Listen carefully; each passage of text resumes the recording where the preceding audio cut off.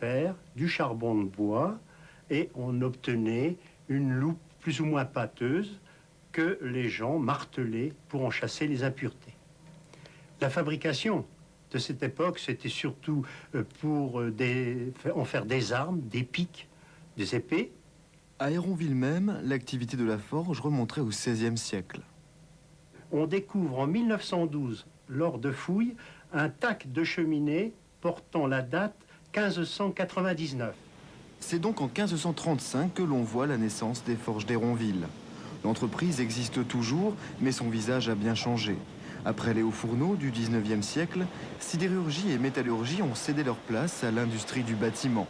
Aujourd'hui, on importe des bobines d'acier pour en faire des façades métalliques. Héronville SA a la prétention d'être le leader en Europe en ce qui concerne l'enveloppe du bâtiment. C'est-à-dire, concrètement, nous faisons du bardage en acier, nous faisons des panneaux sandwich. Autrement dit, les carcasses métalliques des bâtiments modernes devant résister à l'humidité, à la chaleur ou au bruit. Avec plus de 700 employés et un chiffre d'affaires d'1,5 milliard de francs, l'entreprise est à la pointe et peut se vanter d'avoir réalisé de beaux projets. Le Stade de France, nous avons réalisé au Stade de France la couverture de l'anneau ainsi que le sous-plafond. C'est-à-dire, si vous avez assisté à un des matchs, vous avez pu lever les yeux pour applaudir ou pour exprimer votre joie, vous avez rencontré, vos yeux ont rencontré des produits Héronville.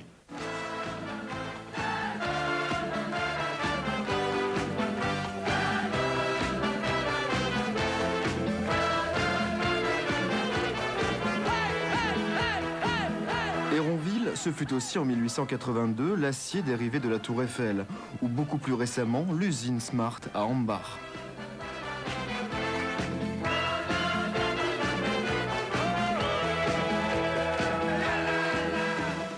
Pour réaliser ces façades, les bobines d'acier arrivant surtout de Belgique sont galvanisées, c'est-à-dire passées dans un bain de zinc chauffé à 400 degrés. C'est pour la protéger, c'est un traitement anticorrosif. Parce qu'une tôle nue, elle va rouiller facilement, tandis que zinguée, elle a une bonne qualité. Elle a une durée de vie assez importante. Ensuite, on leur donne une touche de couleur. Et ces opérations s'effectuent sur le site de Contrisson. À Héronville, on procède surtout au profilage. Les bandes d'acier sont travaillées pour obtenir leur forme finale. On peut en sortir des centaines de sortes. Héronville SA, c'est aussi l'emblème d'Héronville à travers ses différentes filiales européennes. Héronville est connu dans la majorité des pays européens, là où nous avons des filiales de commercialisation et ou de production. Et donc nous sommes sûrement le meilleur ambassadeur de la petite commune sympathique d'Héronville. Appartenant depuis quelque temps au groupe belge Cockerill-Sambre, l'entreprise devrait redevenir bientôt majoritairement tricolore avec la prise de contrôle du groupe par le français Usinor. Héronville SA et ses multiples réalisations avec bien sûr une dimension européenne, vous l'avez compris. Pierre Ségard, on vous retrouve à la fin de cette émission à quelques minutes du générique.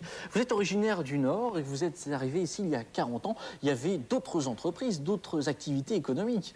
Il y avait une autre grosse usine. Tenez, je vous passe votre Il y avait une autre grosse usine, ici, une fabrique de fenêtres et qui avait une scierie également. D'ailleurs, vous êtes venu spécialement pour cette scierie. Pour la scierie. J'étais chef de scierie et les affaires ont fait que la scierie a fermé ses portes et donc je me suis retrouvé chef d'expédition à l'usine de fenêtres. Vous étiez là pour 4 ans seulement? Oui, pour 4 ans, parce qu'en général, nous avions fait déjà plusieurs entreprises. À ce moment-là, nous n'avions presque pas d'enfants. Ça allait très bien pour déménager. Mais ici, la famille grandissant, nous sommes restés. Nous avons adopté le village. Le village nous a adoptés, m'a adopté personnellement, puisque je suis resté 30 ans au conseil municipal. Et vous a confié les clés de la mairie. Exactement. Et nous avons vu l'évolution du village. Et justement... Évolution. Si je vous disais que, par exemple, à notre arrivée à 42 ans, il y a 42 ans à Héronville, il y avait 10 voitures en tout et pour tout dans le village. Et aujourd'hui, il y a beaucoup de circulation, des camions notamment. Ah, mais en voiture, on était passé de 10 à 200 en quelques 30 et quelques années.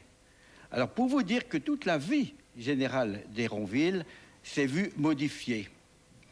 Jean-François Henry, je vous confie, si vous le voulez bien, l'honneur de faire la conclusion de cette émission. À votre avis, est-ce que tous les intervenants, tous les témoins ont été sincères? Je le pense, car je pense qu'ils sont tous amoureux de leur terroir. Et à votre avis, n'ont-ils pas oublié un point de détail, peut-être des points plus ou moins noirs? Je ne pense pas. Vous l'avez dit au début de l'émission, Brion, c'est le pays des ânes. Finalement, ici, on peut lire le pays de la Saule, le pays du Perthois, c'est avant tout le pays des fruits, le pays des vieilles pierres, le pays des forges. Oui. Ce qui, à votre avis, peut intéresser le tourisme, parce que vous vous lancez finalement dans cette démarche également, en faisant des recherches historiques. Vous allez participer à des manifestations prochainement? On évoquait avec notre passionné de généalogie l'éventualité d'organiser un week-end consacré entièrement à ces recherches. Pourquoi pas? Vous allez lui donner quelques conseils? Ça serait bien, oui. Bien. Qu'est-ce qu'on peut vous souhaiter pour l'année 99? Plein de bonnes choses. Que tout continue ainsi, en Que tout tout cas. continue. Tout le monde a l'air heureux.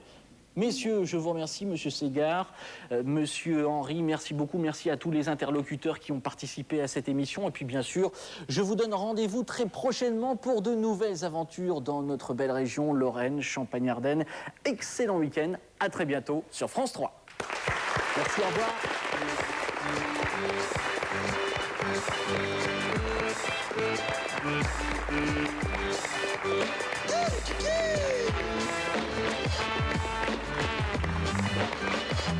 À manger une pomme.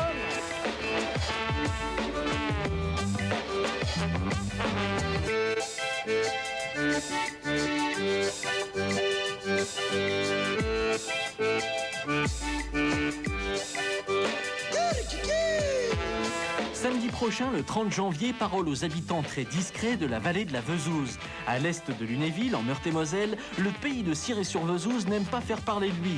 Et pourtant, grâce à nos reporters, vous découvrirez le centre équestre de Michel Verstraeten, le musée du textile de Vallée-Châtillon et les nombreux collectionneurs de la région. Dès 16h30, samedi prochain, ne manquez pas notre balade à Ciré-sur-Vesouse.